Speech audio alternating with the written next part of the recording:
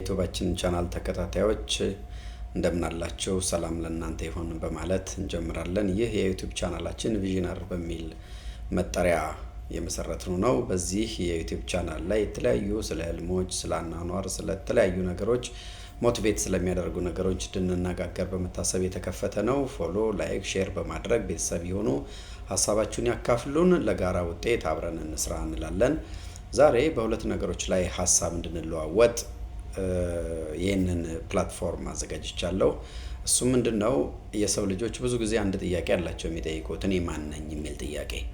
እኔ ማን ነኝ የሚለውን መልስ ለመመለስ ብዙ መድከም የሚጠበቅብን አይመስለንም። እኛ ማለት በሂደት የምንገለጥ ስለሚሆን በስራ ሰው እኔ ማን ነኝ ብሎ ጊዜውን ከሚያጠፋ ሰርቶ ተገልጦ የእሱን ማንነት ቢያሳይ የተሻለ ነው። ሰው ከሁለት ነገሮች የተዋቀረ ነው ይባላል። እሱም ሃየር ሰልፍ እና ኢጎ ሰልፍ ይባላል። ሃየር ሰልፍ የምንለው ልጅ ሆነን እግዚአብሔር ወደዚህ ምድር ሲያመጣን ዲዛይን የተደረግን ንጹህ ልብ ያለን ሁሉን ነገር ለመቀበል ዝግጁ የሆነ ሁሉን እንደምንችል እርግጠኞች የሆነን ሁሉን ነገር እንችላለን። ምክንያቱም አንድ ልጅ አባቱን መኪና ሲያልፍ አይቶ ይህን መኪና ግዛልኝ ሊል ይችላል። ምክንያቱም እሱ ውስጡ ያለው ሃየር ሰልፍ የሚያስበው ያን ነገር ማግኘት እንዳለበት እንጂ እንዴትም ስለሚለው ነገር ስለ ሰካውንድ ተውት አይጨነቅም።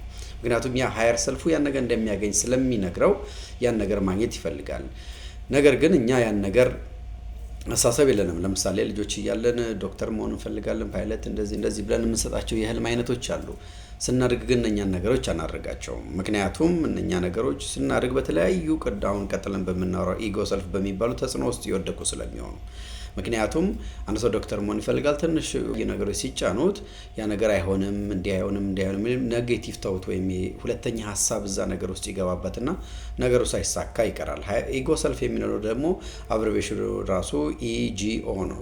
ኢንዲንግ ጋድ አውት ይሉታል ፈረንጆች። ምክንያቱም ፈጣሪን ወይም ደግሞ ልባችን የተቀመጠልን ነገር አውጥተን መጣል ማለት ነው። ኢጎ ማለት ያው እንደምንረዳውም ነገሮችን አለመቀበል፣ ከነገሮች ጋር ራስን አለማዋሃድ። ኢጎ ሰልፍ ብዙ ጊዜ ስንኖር ሁለቱን ፐርሶናሊቲዎች ባላንስ አድርገን እንድንኖር ይናገራሉ መጻሕፍትም። ሃየር ሰልፍ እና ኢጎ ሰልፍ። ብዙ ጊዜ ኢጎ ሰልፉ የሚበዛ ሰው የኮምፕሌንስ ሰው ነው። እንዲህ ነኝ ብዙ አይነት ነገሮችን ለምሳሌ ዳይሆንኩት እንዲህ ስለሆነ ነው ከሊ እንዲሆነው ጀስት የምንላቸው ነገሮች አሉ። ሰው ሶስት አይነት ሰዎች አሉ ይባላል። ኢቨንት ላይ ክስተት ላይ የሚያተኩሩ ሰዎች፣ አይዲያ ላይ የሚያተኩሩ ሰዎች እና ነገሮችን በማብራራት የሚያተኩሩ ሰዎች የሚባሉት ነው።